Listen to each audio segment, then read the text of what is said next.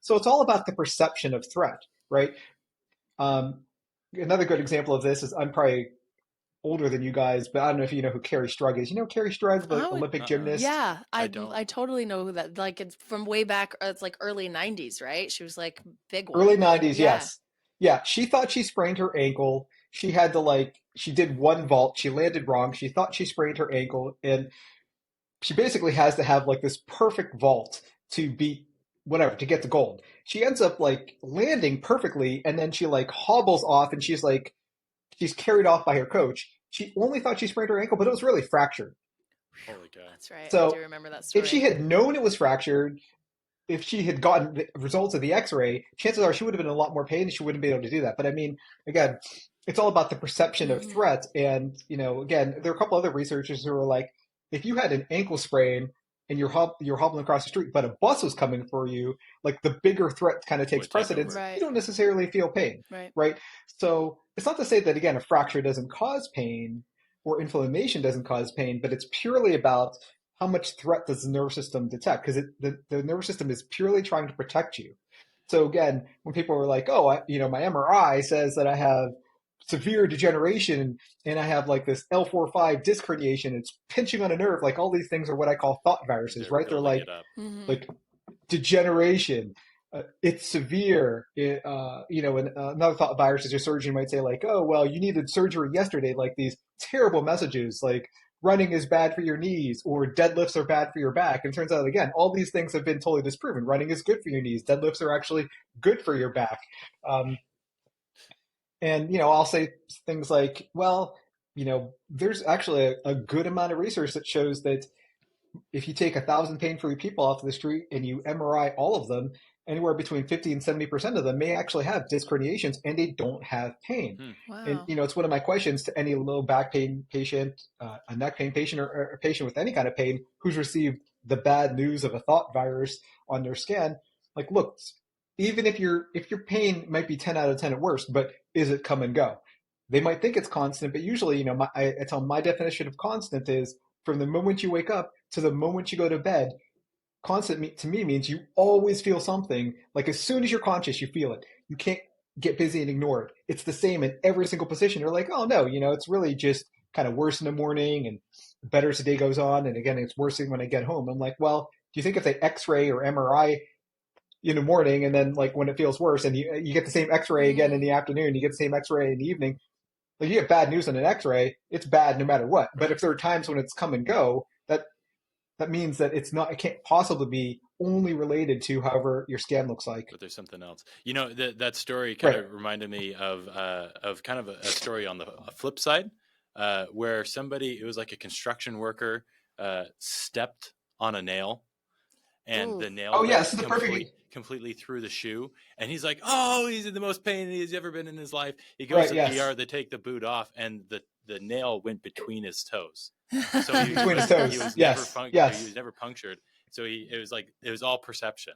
Um, Yes. That is actually told in like some pain science classes. And there's another one actually. I thought you were going to say this one because that's a classic one. There's another one where a construction worker or some guy he dropped his nail gun. It goes off, and oh he's just man, like it goes off like upward. He's like, "Whoa!" I mean, like, I'm where? dead. I I'm just so lucky that nothing happened, right? So months go by. This guy eventually develops headaches. Oh And my he God, eventually no. gets like some sort of head Oh scan or my Oh something. no. gosh. And then it turns out that this nail went up his nose and into his brain, Oh, but he didn't even know it. Ugh, I oh just my got So goodness. chills he's all over my all he could body. think of was that I really lucked out. So that's almost like a similar kind of story, but and That's In a like different crazy. a flip direction. side, another flip That is side. Well, yeah, crazy. and then the other one that came into my mind is you see these thought experiments where someone puts their hands on the table and then they put a mirror, uh, Oh yeah, the mirror box. or Yeah, not, or not the a rubber mirror, hand experiment. but or they put like they put a wall and it's a fake hand, and they're Right, the brushing. rubber. That's called the rubber hand illusion. Yeah. Yeah, maybe you can explain it. I'm sure you can explain it way better than I could. Well, essentially, so imagine like they say to put your hands in this box, and the box is covered by a curtain, and then I think you could like see. You're supposed to be able to see your hands, but really the hand is like a rubber hand. So the hand that you see, it doesn't even have to. It turns out be like a perfect replica. Like for me, I'm darker skinned. It could be like this totally white looking rubber hand. It's like doesn't even look like my hand. And when they smash it with a hammer, the person usually recoils in pain. Ooh. Yeah.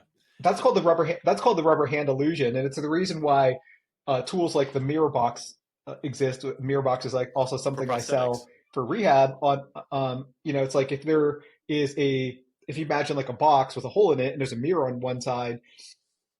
So if I put my hand in this box, the mirror's on here. So if this hand is in severe pain or can't move or have a stroke or something, and my good hand is actually reflecting, what you're supposed to look at is like you see a reflection of your good hand, and then you could like do stuff like this or stuff like this, or maybe things you couldn't do if you had a stroke, or you can just purely move, and it looks like the illusion is that the left hand is moving without any pain, or that the left hand is moving perfectly without any of these kind of like motor or neurological deficits that you may have as a result of, again, whatever happened, like a stroke or That's something like wild. that. That's crazy. That's really wild.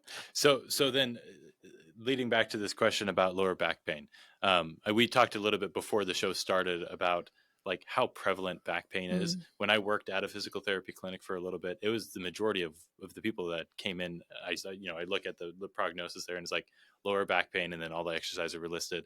I'm sure that's similar with your experience as well. Well, it's just, I mean, the exercises are usually just, they should be like unique to the patient and not, I mean, there's certain exercises that are better and certain exercises that are bad. But just like, I mean, one of the myths I wanted to dispel is like, there's no good or bad postures, like there's no good or bad exercises, but there is certain things that may be bad for you at a time. You know what I mean? It's like how if you sprain your ankle, there may be certain things you can't do for a while, but it doesn't mean that you should never be able to like twist your ankle in again or do the things that hurt your ankle. So I think that some things like posture are like demonized because they're like, oh, this is such bad posture. And I mean, physically and like visually, you may not look great because they've done studies that show that people who sit like this like look less confident than people who sit like this or less attractive. But that doesn't mean that it's good or even predictive of low back pain, because the thing with this is that if everyone sits like this just kind of compounds upon the too much kind of syndrome. If the average person forward bends their head and neck and their low back 2 to 3,000 times a day, right? So we might do the same thing with our elbows, but like the elbows are my favorite example. Let's just say if we treated our elbows like our necks and Sorry, you're our breaking up like we just a treat our little necks bit. and our backs, if all what's that? I'm sorry, what did you say? Give us 1 second. Are you back? There you are. Can you see us? Oh yeah. You guys didn't cut out. Did I you cut did. out? Yeah. Yeah. So you were just saying if you take your Okay. elbows. Take your elbows.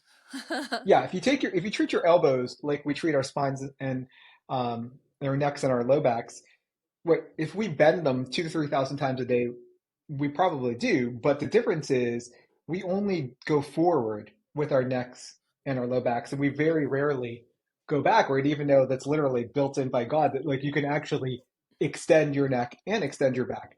But we walk around with our elbows and our knees and our hips and everything, they go, all our other joints go through a full range, right? But imagine, so if you treat your elbows like your back, if you just walked around like this all day and you never fully extended your elbows, you're like, hey, what's You up? get in a And lot of fights. maybe, yeah, I did martial arts, Put 'em but up. Put 'em up. yeah. By the time you finally extend your elbows at the end of the day, you'd be like, whoa, that's really stiff, right? So that's why so many people, it's not that sitting is bad for you, but it's a lack of a change of position that's bad for you.